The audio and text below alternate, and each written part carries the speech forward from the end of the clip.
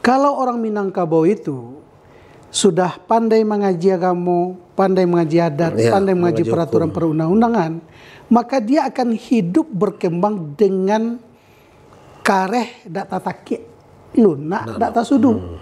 Artinya punya prinsip. Kita tidak bisa hebat sendiri kecuali ditompang oleh orang lain. Jadi yang gapuk dak membuang lama, cadik dak membuang kawan. Tidak bisa mode kacang dia boleh cek. Tidak bisa dia boleh kacang mode cek.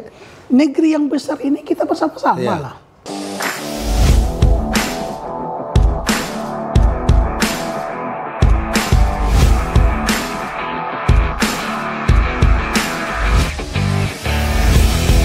Bismillahirrahmanirrahim. Assalamualaikum warahmatullahi wabarakatuh. Waalaikumsalam warahmatullahi wabarakatuh. Filosofi adat Basandi Sarak Basandi Kitabullah di Sumatera Barat di ranah Minangkabau semakin lama semakin tergerus. Tentu ini tidak bisa kita sandarkan hanya kepada ulama, kepada pemangku adat. Ini adalah menjadi tugas dan tanggung jawab kita semua.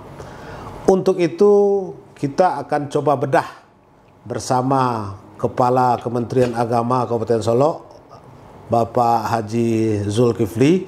Kita akan panjang lebar bicara terkait dengan baik itu dekadensi moral, termasuk juga program-program beliau yang ada di Kemenak Kabupaten Solok. Untuk itu mari kita ikuti channel YouTube Tendang Bebas Hafiz TBH yang ke-20. Insya Allah ini menjadi momentum bagi kita untuk mengevaluasi diri kita, melakukan edukasi terhadap masyarakat sejauh mana program-program yang telah dilakukan oleh Kemenak maupun tentu akan ada kolaborasi, elaborasi dengan pemerintah daerah Kabupaten Solok. Assalamualaikum Pak Kemenak. Waalaikumsalam warahmatullahi wabarakatuh. Sehat?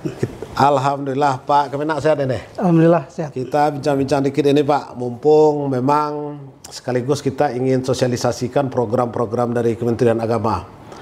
Ada narasi yang kita sampaikan tadi bahwa boleh kita katakan ada kemunduran tentang ABSSBK ini. Tentu pemerintah khususnya di Sumatera Barat sudah mulai terkait melakukan upgrade terhadap hal-hal yang menyangkut ABSSBK ini. Kalau kita bicara zaman dulu Pak, ada dulu namanya surau. Surau ini bukan hanya tempat mengaji, tapi seluruh aktivitas ada di sana. Bicara persoalan kajian adat, bicara persoalan bela diri dan segala macamnya. Untuk itu mungkin kita mulai Pak Kemenak, apa sih program-program Kemenak Kabupaten Solok yang menyangkut masyarakat maupun sekolah-sekolah? Dipersilakan ke Kanda Pak. Nah ini yang paling susah ini, kadang panggil Kanda, kadang panggil Bapak. Mungkin dipersilakan Pak Kemenak. Bismillahirrahmanirrahim. Assalamualaikum warahmatullahi wabarakatuh. Waalaikumsalam. Yang pertama, saya atas nama pribadi di lembaga mengucapkan terima kasih bahwa sudah bisa pada sore hari ini kita berkomunikasi, berdiskusi, berkolaborasi, membicarakan persoalan-persoalan keumatan. Saya ingin memulai dari seperti ini. Ya. Dalam rangka menyikapi apa yang Pak Hafiz katakan tadi. Siap. Terutama di bidang adat Basandi Sarak Basandi Kitabullah, Sarak mengatur adat memakai, kan gitu. Ya. Bahwa Kementerian Agama itu sudah ada untuk mendukung program itu namanya Kementerian Agama Mengaji. Kemenak mengaji ya? Kemenak Mengaji. Dan alhamdulillah Kementerian Agama Mengaji itu disikapi oleh Bupati kita. Namanya Kabupaten Solok Mengaji. Iya, iya. Dan sudah ada turun surat dari pemerintah daerah. Tetapi yang perlu kita ketahui oleh masyarakat, yang Kemenak Mengaji itu ada 3 poin di situ. Yang pertama, mengaji agama. Ya. Jadi mengaji agama. Kajian agama. Kajian ya. agama. Ya. Itu secara kafah, bukan secara separuh-separuh. Utuh ya? Utuh. Mulai dari RA, MI, MTS, MA. Mulai dari TK, SD, SMP, SMA. Pondok pesantren. Tambah, jadi Kemenak Mengaji. Tambah lembaga-lembaga eksternal mungkin MDTA dan segala macam ya. MDTA, rumah tapis. Ya. Nah, kita hidupkan ini kalau nanti menjadi kenyataan itu tidak ada lagi anak Kabupaten Solo pada khususnya Sumatera Barat pada umumnya yang tidak bisa ngaji. Nah ini dia. lanjut Pak. Ini menarik ini. Itu yang pertama. Yang kedua, mengaji secara adat. Ya. Jadi mengaji adat bahasa Sara, syarak bahasa Kitabullah. Syarak mengatur, adat memakai. Artinya apa? Apapun yang akan dilakukan oleh nagari masyarakat itu pantolannya itu dari syarak. Syarak ya. Jadi syarak. Jadi tidak bisa yang dilakukan adat bertentangan dengan agama. Tidak bisa. Yang dilakukan agama saling bersandar. Saling bersandar ya. Nah, jadi mengaji syarak. Ya. Kenapa? Kita ambillah salah satu contoh. Masyarakat kita sekarang, terutama generasi muda, termasuk kita-kita ini. Coba, termasuk kita-kita ini. Ada di dalam Minangkabau itu Sumbang 12. Sumbang 12 ya. Coba lah tanya sama anak SD.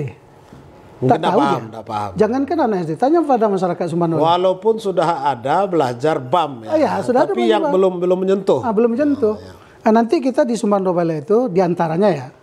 Ada sumbang tagak, sumbang duduk, sumbang berpakaian, sumbang berjalan, sumbang bicara, sumbang lihat, kan begitu.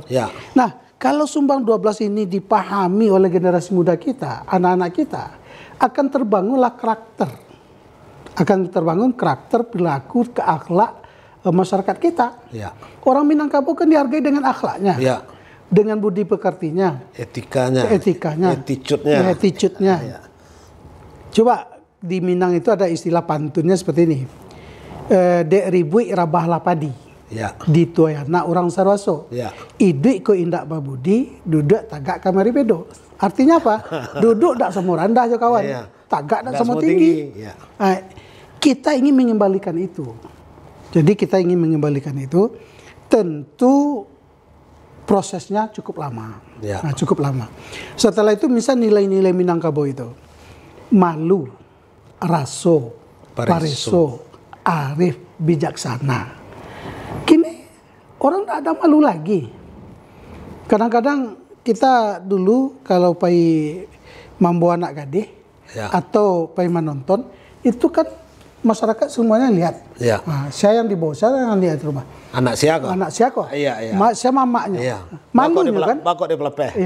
Kalau sekarang karena kemajuan teknologi, kadang-kadang ayahnya nonton, ibunya nonton, adiknya nonton, kakaknya nonton. Yang ditonton itu adalah cerminan yang merusak tatanan.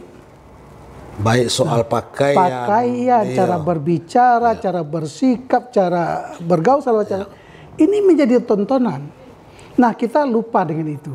Jadi ke depan dengan adanya program Pak Apis ini tentu akan tersosialisasi ke tengah-tengah masyarakat bagaimana tanggung jawab moral kita untuk mengembalikan.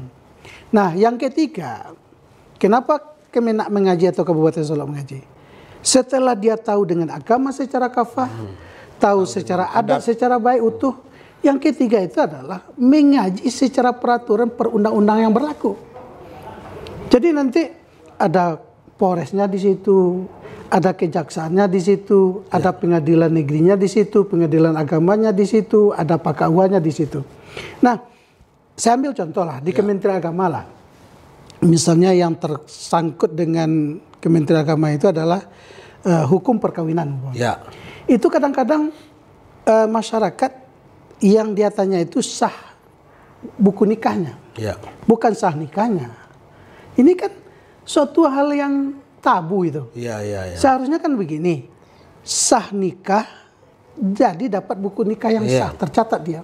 Kalau sekarang masih banyak kawin yang tidak setuju orang tuanya, tidak setuju mamanya, dia lari ke luar daerah.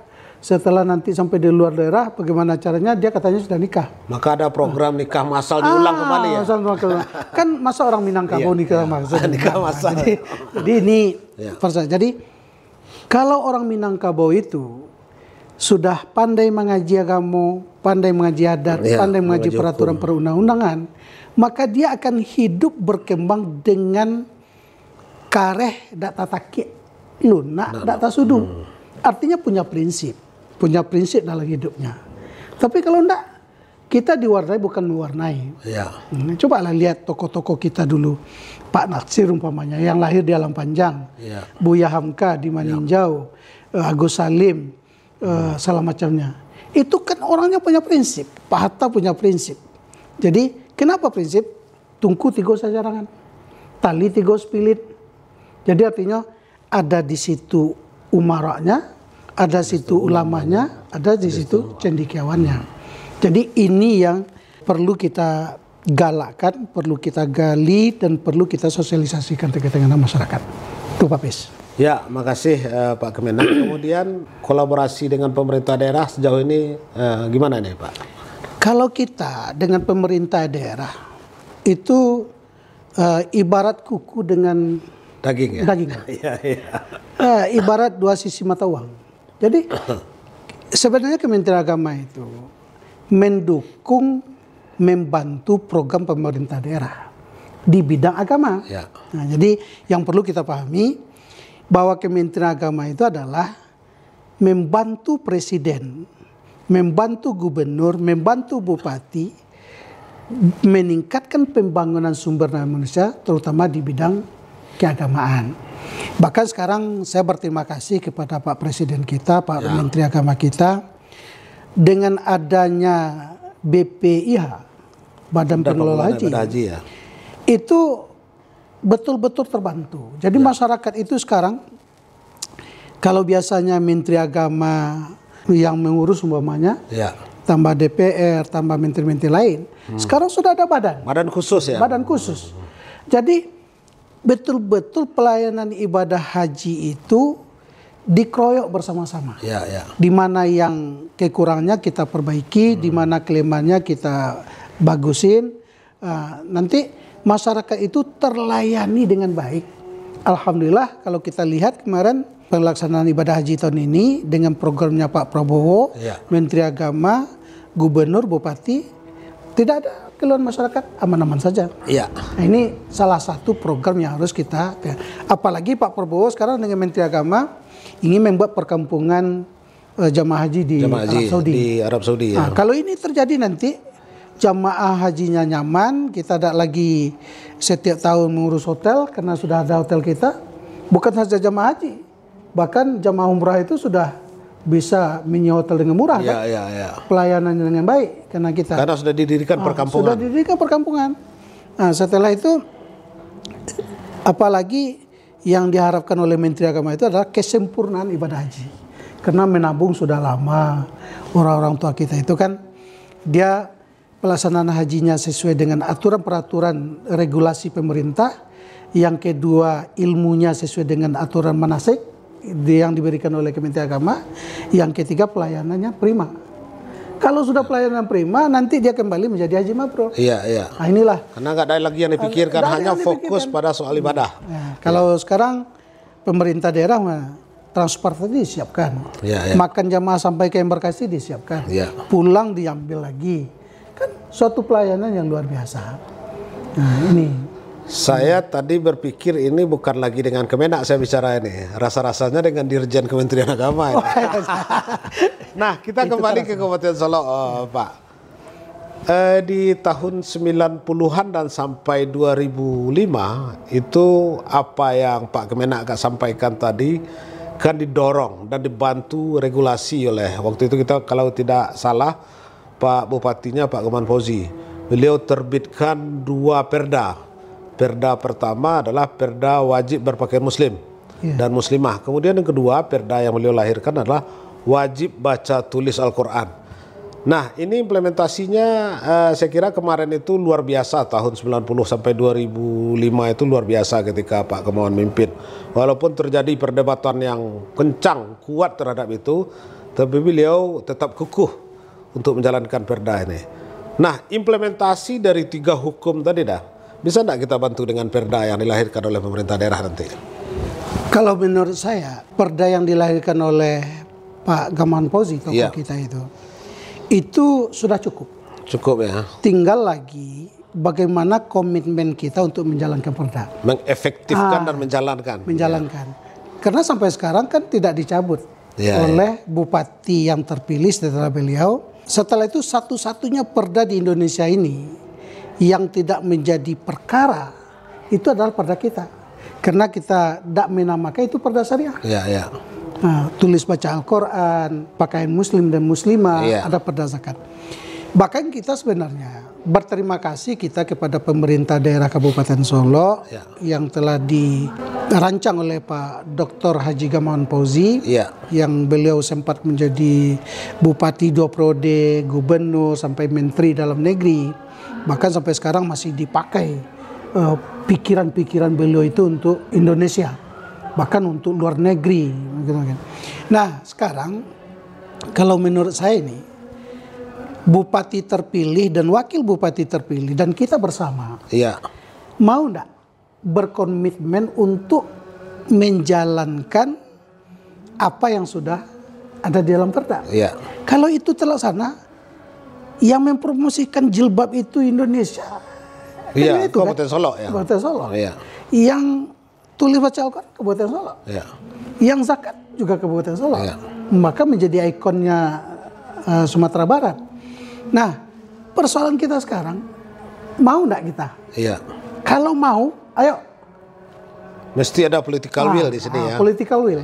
Apalagi sekarang Pak Apis, bupati kita terpilih, kan orangnya Pak Presiden. Anaknya Pak Presiden. Jadi kalau anak meminta ke bapaknya, itu akan lebih besar lah. Lebih besar tentunya. Porsinya agak besar ya. Mau enggak kita? Kalau masyarakat, saya lihat sewaktu kita turun ke bawah bertemu dengan KAN, bertemu dengan LK, bertemu dengan tokoh masyarakat, perguruan tinggi, yang diharapkan itu bagaimana di Kabupaten Solo yang didengungkan oleh Pak Bupati sejuk dan damai, itu terjalan dengan baik. Untuk bisa sejuk dan damai itu ada 6 yang harus kita siapkan. Nah ini agak kita breakdown ini. Lanjut Pak. Ada 6. Yang pertama, kita siapkan keimanan dan ketakwaan generasi. Tak mungkin orang tak beriman akan berkata bagus, bicaranya, tapi berdasarkan iman dulu. Yang kedua, bagaimana ibadahnya tertuntun. Jadi gerakan yang dibikin oleh Pak Gusman misalnya maghrib mengaji, subuh berkah. Kalau yang dibikin Pak Samsul Rahim, tali 3 sapilin, tungku 3 sajaran, majlis apa kan? Kalau Pak Epi, membangkit batang terendam. Tujuannya itu kan untuk masyarakat semua. Nah, jadi kita siapkan keimanan, ketakwaan, ketauhidan. Yang kedua ibadah. Ramaikanlah masjid kembali. Difungsikan masjid. Jadi kembali ke surau, kembali basurau. Jadi apa yang Pak Apis katakan tadi, mungkin kalau kita dulu tidurnya di surau. Di surau, kecuali di yang surau tuh di rumah. WC-nya kata iya Pak Apis. Nggak di WC untuk ini. Melatih mental kita, nggak mental pengecut, nggak mental penakut, kebersamaan. Petarung. Sekarang kan nggak, hujan aja sedikit. Sakit, damam, Anda kan dapat tarung. Yang ketiga yang harus kita siapkan itu adalah moral generasi, namanya akhlak. Jadi etika, moral, tingkah laku. Rasul sendiri negaskan pada kita kok. Aku tidak akan diutus ke permukaan bumi Allah ini kecuali untuk menyempurnakan budi pekerti. Jadi innama itu huruf taukid, menguatkan. Saya tidak diutus kecuali untuk menyempurnakan akhlak, tingkah laku. Itu kalau kita disinergikan dengan adat, tahu dek rantiang kaman cucuk, tahu dek uji kata sampai, tahu dek batang kaman impok. Tagak sini ya mama lah tahu aku mama berangko. Tagak sebundo kan aku mandela berangko. Kini lah disampaikan bana. Tidak yang ngerti. Ini tugas kita bersama ini ke depan. Jadi akhlak. Yang keempat, yang perlu sekali adalah public speaking. Kemampuan. Jadi kemampuan berucap. Kan kalau di Minang itu ada kata mandaki, ada kata menurun, ada kata mandata, ada kata melereng. Kasihannya kata mandaki, kasihannya kata melereng, kasihannya kata menurun, kasihannya kata mandata. Jadi sawah bapak batang, parak bapak gar, rumah batung ganai. Jadi semuanya kalau kita sinergikan dengan agama dan adat ini baguslah negeri kita ini. Nah, yang terakhir yang perlu kita siapkan itu adalah public relation, hubungan dengan masyarakat. Kalau menurut saya ini, Minangkabau itu sudah ngatur kapal lalu Kiambang Batawi. Jadi artinya apa? Kalau sudah pentas demokrasi sudah kita jalankan, sudah selesai, siapa pemenangnya, bersama-sama kita mendukung. Wajib hukumnya sebenarnya. Wajib hukumnya. Kalau mau memajukan kabupaten. Jangan pikirkan lagi ini kubusan, ini kubusan, ini ada lagi. Nah, ke depan, kalau menurut saya di dalam Al-Quran itu ya, Pak Gamawan sering membaca ayat ini, orang mukmin itu bersaudara. Jadi bersaudara ini, kalau di Minang itu ada istilahnya hukum jangek. Kalau di Picik jangan awak sakit. Mau ditolong orang. Kalau kita tidak ingin disakiti orang, jangan kita menyakiti orang. Nah, ini persoalan kita. Jadi inilah menjadi catatan sekarang. Kalau public relationnya sudah bagus, public speakingnya sudah bagus, akhlaknya sudah bagus, dakwahnya, ibadahnya sudah bagus, imannya sudah bagus, ya sejuk dan damai orang ini. Tak terdengar lagi ada LGBT, tak terdengar lagi ada aliran sesat semacam. Karena sama-sama mengawal kita. Nah, untuk itu ada kunci di dalam Minang itu. Supaya ini bisa berjalan dengan baik, apa kata Nyak Mama? Taluk paku kacang balimbiang timpurong langgang-langgangkan bau menurun ke saraso. Tanam sirih sarato jadat. Anak di pangku ponakan dibimbing orang kampung dipatenggangkan tenggang nagari jan binaso tenggang sarato jadatnya. Nan cadia patenggangkan bodoh. Nan kayu patenggangkan miskin. Nan buto patenggangkan lumpuh. Nan nyalang patenggangkan buto. Kok cadia tidak membuang kawan, kok gapuk tidak membuang lama. Ini halusnya bahasa paling bagus. Filosofinya Filosofinya bagus. Tapi kan kadang-kadang kita mengucapkan saja. Teori. Teori saja, tapi terapannya tidak. Nah, sehingganya untuk bisa seperti itu, apa kata orang nenek mama kita? Tas dorong jajak menurun, tas itu kayak jajak mendaki. Adat Josarak kota susun bumi tanang padi menjadi. Jadi artinya memang adat Josarak kota susun bumi tanang padi menjadi baldatun thayyibatu wa rabbun ghafur. Coba bayangkan deh papi sekarang. Hari hujan. Itu diminta karena sudah lama tidak hujan. Kata Tuhan, kamu mintalah kepadaku. Bagaimana caranya? Salat istisqa. Kan minta itu. Kalau kamu ragu, salatlah minta kepadaku dengan salah apa? Istiqorah. Supaya bisa menentukan pilihan A, pilihan B. Jadi kalau sudah diberikan oleh Tuhan keyakinan untuk milih A, kita tidak kecewa. Jadi itu ini yang perlu Kabupaten Solok ke depan. Bagaimana kita mencoba menata kembali, melihat kembali, melaksanakan kembali ide-ide Barnas yang dirintis oleh pendulu-pendulu kita. Itu kok saya sepakat itu lambang Kabupaten Solok kan ayam jantan bakuk. Jadi artinya punya menghadap lagi ke arah Padang. Nah, itu kira-kira Pak Bis. Nah, kembali Pak Kemenak, saya cukup tertarik dengan 3 kajian tadi, kajian hukum, kajian adat maupun kajian sara. Mungkin secara kajian sara atau kajian agama ini agak relatif tidak berat mengimplementasikannya di sekolah-sekolah yang Pak Kemenak sampaikan tadi. Nah, yang jadi persoalan implementasi kajian adat ini seperti apa kira-kira? Karena hari ini kita lihat kajian adat ini ada di kurikulum sekolah, kita lihat budaya alam Minangkabau.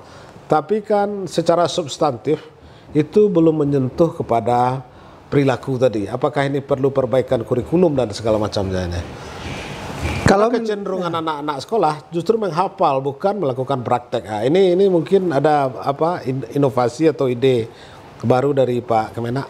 Sekarang di sekolah itu kan ada 6 hari. Senin sampai Sabtu. Dengan peraturan terbaru Pak Bupati. Itu hebatnya Pak Bupati Papi sekarang. Orang dulu ribut 5 hari ya, dikeluarkan sama Pak Bupati 6 hari, lega semua. Bisa MDA jalan lagi. Misalnya nanti SD ini, SMP ini, kalau kita ingin mendapatkan ilmu dari adat, kita tinggal bawa aja Nyak Mama yang ada situ. ke sekolah. Mama pembina upacara sekarang. Apa materinya? Materinya sumbang 12. Sumbang 12 ya. Yang kedua, tata cara bicara. Ya. Yang ketiga, pergaulan.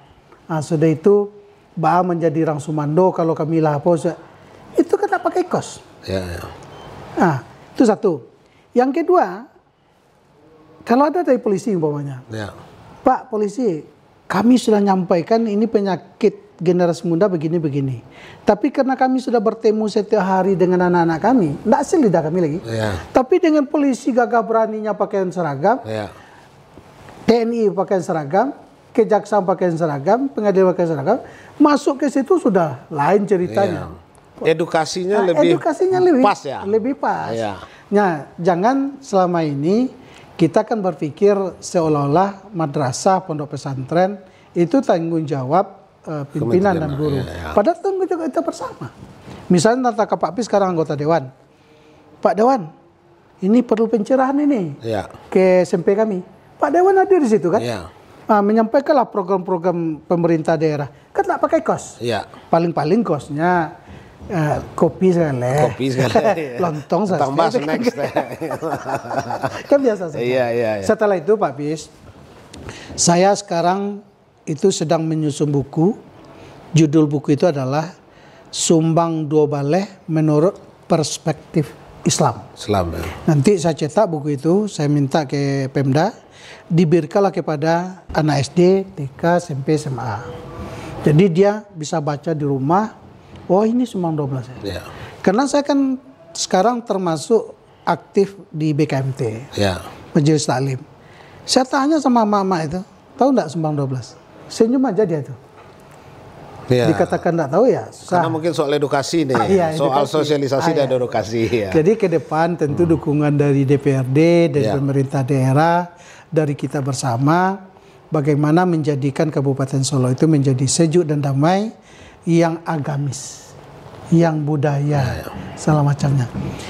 Sesuai dengan kalau saya karakter Kabupaten Solo, saya lihat begini. Alam kita itu kan terbagi pada 3 udara itu. Ada panas, ada sejuk, ada dinginnya. Gitu. Nah kalau bisa kita balik ke situ. Kabupaten Solo itu sekarang sudah menjadi incaran go nasional, go internasional di objek wisata. Nah persoalan bagaimana objek wisata itu dijadikan objek wisata syariah. Layanan kita lah yang syariah. Nah ini sudah bagus ini. Nah ini persoalan-persoalan kita ke depan. Saya masih belum puas dengan apa yang Pak Kemenak sampaikan tadi. Karena begini, Pak Fasko itu kan sudah memulai dengan hukum yang kedua, hukum adat. Beliau wajibkan ekstrakurikuler untuk belajar silat. Wajib malah. Nah tentu kita berharap apa yang disampaikan Pak Kemenak tadi, setidaknya mungkin Kabupaten Solo ini menjadi wajib juga kegiatan ekstrakurikuler belajar Sumbang Dua Baleh. Nah, ini kan tidak memakan biaya juga ini. Biaya. Ya, Sumbang Dua Baleh agak 1 kali dalam seminggu per masing-masing kelas bisa belajar Sumbang Dua Baleh, sehingga memang pemahaman adat Minangkabau itu bukan hanya soal pidato, tapi nilai-nilai yang terkandung dalam adat Minangkabau. Kemudian terkait dengan Sumbang Dua Baleh, saya agak heran ini Pak Kemenak. Saya susah membedakan Pak Kemenak ini ahli adat ini atau ahli agama. Karena apa yang disampaikan Pak Kemenak ini sampai semua ini. mana yang kuat ini agama. Kita boleh tahu sedikit ini, saya roasting ini Pak Kemenak ini lancar sekali berpidato adatnya. Ini apa deh? Kalau menurut saya begini, kembali kita kepada historis. Orang Minangkabau itu lengkap. Harus tahu dengan adat, harus tahu agama, harus tahu dengan peraturan perundang-undangan. Itu sudah diwariskan oleh para pendahulu kita. Bahkan saya sekarang Pak Pis, kawan-kawan DPR saya ajak, pemerintah daerah saya ajak. Generasi itu harus diisi dengan 3. Yang pertama isi kepalanya dengan ilmu. Yang kedua isi datanya dengan iman. Yang ketiga isi perutnya dengan rezeki yang halal. Kalau fisiknya sudah berkembang dengan baik, apa yang dirintis oleh Pak Wakil Gubernur, Pak Fasko, itu fisik itu orang dulu ada langkampe. Nah, kan langkampe atau nanampe kan gitu. Itu kan fisiknya. Jadi silat itu ada yang terlupakan bagi kita. Sebelum Basile itu baraja perhiasan dulu. Iya, perhiasan ya. Perhiasan gua malenggok lenggai, Iya. lembut, lemah gemulai, tapi jangan sekali-sekali kalau laki kakinya dimungko di belakang, kalau enggak mati pingsan. Iya. Jadi yang diisi itu sebenarnya. Iya. Nah, kalau kita kembali kepada dunia, umpamanya, dengan ilmu hidup menjadi mudah, Iya. dengan iman hidup terarah, dengan seni hidup menjadi indah. Seni itu salah satu silat. Barandai, bapariasan, sehinggonya malam minggu tuh payo kumpul sama-sama ta. Sebelum Basile diceli orang perhiasan lu. Iya. Lah sudah selesai perhiasan kok, diceli orang barandai lu. Iya. Ala sudah barandai kok, baru dibuka silek. Kan tak itu di kampung-kampung. Iya. Sehinggonya keluar orang tua, tibonya di rantau di Jakarta, nanya cari ya, musaji, Saji. lapau. Kalau musaji itu kok, ini sembayang. Iya, surau ya. Surau. Iya. Kalau di lapau kok pergaulan. Gurau. Gurau. Kalau beko di dunia usaha, Iya. ini orang Minang kok kan 2 hari bodoh ya. Iya. 3 hari kalau jadi ya. Kadang-kadang kalau yang agak jayanya menjual orang ya. Mudah-mudahan jangan seperti itu. Iya. Tapi yang jelas, Minangkabau mempunyai potensi yang luar biasa yang selama ini itu sudah mulai terkubur. Bagaimana kita bangkitkan lagi, sehingga kalau bisa itu lahir dari Kabupaten Solo ya. Nah, tentu dukungan dari DPR, pemerintah daerah, tokoh masyarakat. Saya kemarin itu agak tersanjung saya waktu pertemuan silaturahmi Kabupaten Solo. Hadir 3 tokoh kan. Bahkan Pak Gusmal bersedia hadir tapi tiket dapat. Itu sangat sulit itu. Pak Gamawan punya waktu yang sibuk. Pak Samsurain apalagi, Pak Gusmal seperti itu. Tapi kita hadir bersama-sama. Hadir dari Bundokan Kanduang, dari elemen masyarakat. Itu pertanda bahwa kita ingin baik. Sacio bayam sedang mabasi. Pertanda ingin baik. Seperti itu. Tadi Pak Kemenak sempat singgung sedikit soal halal tourism. Artinya wisata halal. Sebenarnya ini keresahan masyarakat di daerah-daerah pinggiran, daerah-daerah wisatawan. Kita sebenarnya sudah dorong di DPRD bagaimana memang pemerintah daerah dalam hal ini Dinas Pariwisata melahirkan perda hukum yang namanya Perda Wisata Halal. Mungkin nanti Pak Kemenak bisa memberikan kontribusi pemikiran-pemikiran karena jangan diartikan sempit tentang halal tourism ini. Mungkin soal pelayanan, soal makanan, soal soal villa, homestay ataupun hotel yang disewakan mesti memang harus ada nilai-nilai syariahnya di sana. Mungkin Pak Kemenak bisa gambarkan sedikit ini soal aturan syariah ini sebenarnya seperti apa? Ya, sebenarnya sekarang Presiden kita, Menteri Agama, sudah ada program tentang produk halal. Jadi seluruh produk yang ada di Indonesia ini itu ada label halal. Label halal ya. Sehingga orang masuk ke negara kita tidak ada lagi kecurigaan ini halal atau tidak ini. Ini dia lihat. Karena lihat dari kemasannya sudah kemasan halal. Itu satu. Jadi program Kementerian Agama itu mendorong bagaimana pengusaha usaha kecil menengah itu didaftarkan izinnya. Kabupaten sudah banyak yang mendapatkan izin label halal. Dan petugasnya itu penyuluh agama, KUA, Kementerian Agama. Bahkan sekarang yang diangkat oleh Menteri Agama sekarang itu ada namanya yang membidangi produk halal. Ada yang membidangi khusus ya? Iya khusus. Berarti kan serius kita. Nanti kalau produk kita sudah halal semua, negara-negara Timur Tengah itu akan kita pasok ke sana.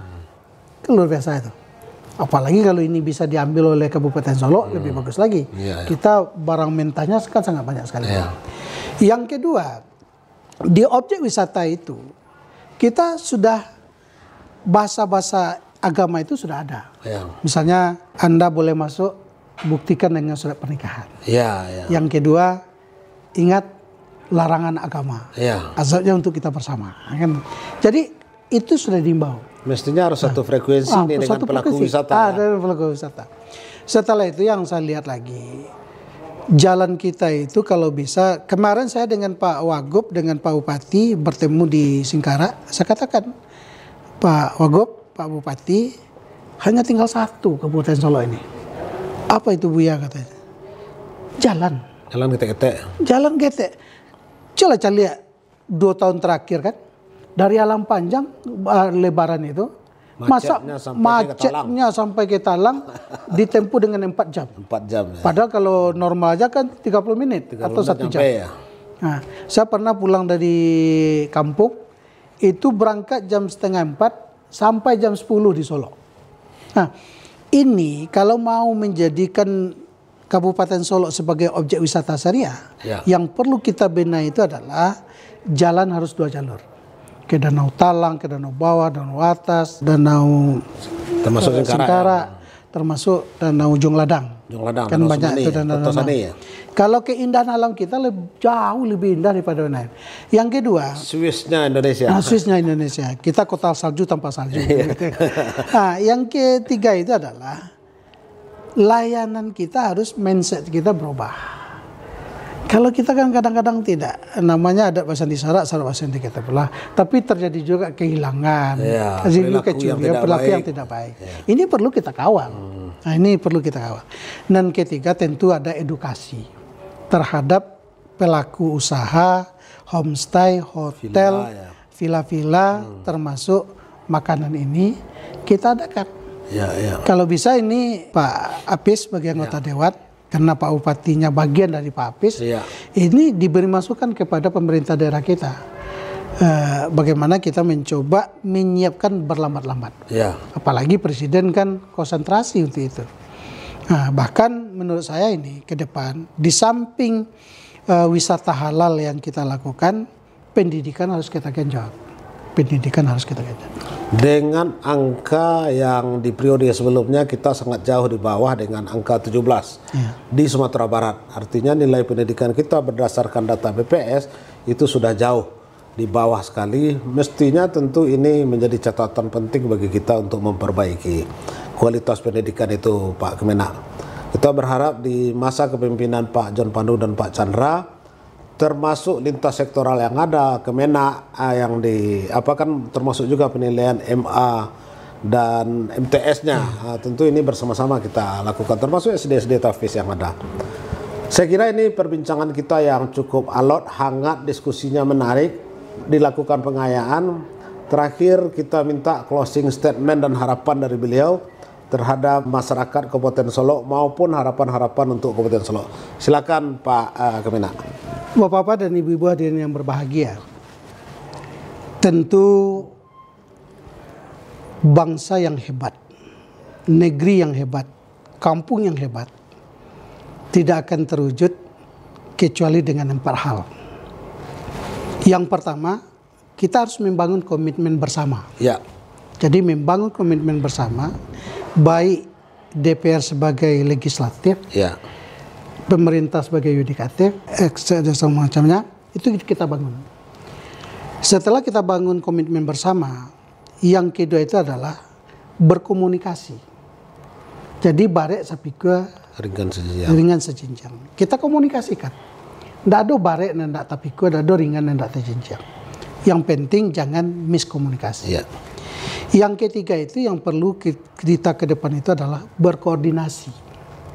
Jadi kita berkoordinasi. Menyebutnya gampang, berkoordinasi lah kita kan. Tapi kadang-kadang terapan di lapangan tidak ketemu. Bahkan kalau ketemu ada kerikil-kerikilnya. Nah, setelah itu yang keempat, yang lebih penting itu adalah berkolaborasi. Kita tidak bisa hebat sendiri, kecuali ditompang oleh orang lain. Jadi yang gapuk tidak membuang lama, cadik tidak membuang kawan. Tidak bisa mode kacang dia boleh cek. Tidak bisa dia boleh kacang mode cek. Negeri yang besar ini kita bersama-sama lah. Kita bersama-sama. Bahkan kalau menurut saya, Tut Hurian Dayani itu harus diberkolaborasi. Kalau di depan kita menarik. Kalau di belakang kita mendorong. Kalau di tengah-tengah kita motivasi. Nah ini kalau ini terjalin di Kabupaten Solo, saya yakin dan percaya negeri kita akan baik. Apalagi dukungan dari tokoh-tokoh kita seperti Pak Gamawan, Pak Samsul Rahim, Pak Gusmal, Perantau, itu kan sudah dinampakkan itu. Tambah dengan DPRD, dengan pemerintah. Apalagi sekarang Pak Wakil Gubernur sangat konsen, sangat serius nanti kita. Termasuk gubernur, termasuk gubernur. Apalagi Buya Gubernur kan beliau Buya. Nah, kalau beliau Buya tentu akan melihat dari kacamata agama, akan melihat dari kacamata budaya, adat. Nah, kalau Latali Tigo Sapilin berjalan dengan baik, Tungku Tigo Sajarang berjalan dengan baik, dan kita ini akur-akur saja, selesailah negeri ini kan. Nah, baru negeri ke depan itu adalah negeri yang baldatun thayyibatun wa rabbul ghafur. Yang penting Pak Apis mau menyuarakan suara rakyat. Mesti itu Pak. Jangan berhenti berjuang. Apalagi sifat terjangnya tenang bebas ini luar biasa saya lihat ini. Yang penting tenang bebas ini menjadi bagian support sistem pemerintah daerah, termasuk juga untuk Kemenak ini Pak. Saya kira demikian diskusi dan bincang-bincang kita. Banyak hal yang bisa kita ambil dari apa yang disampaikan oleh Pak Kemenak tadi, mulai dari soal kajian agama. Yang paling menarik justru kajian adat ini. Saya kira beliau sebagai Kemenak ini biasanya hanya terfokus pada agama, ternyata lihai juga soal-soal adat ini. Ini sebenarnya yang kita nantikan. Bahwa pemimpin itu bukan hanya berada di kantor, tetapi juga memahami persoalan-persoalan yang terjadi di tengah-tengah masyarakat. Kami berharap dari tim Tendang Bebas Hafiz Pak, Bapak sukses, sehat-sehat, dan terus membina masyarakat Kabupaten Solok, baik dari sisi agama maupun yang lainnya. Amin. Terima kasih banyak, kami yang berdiskusi, Anda yang menilai. Assalamualaikum warahmatullahi wabarakatuh. Terima kasih.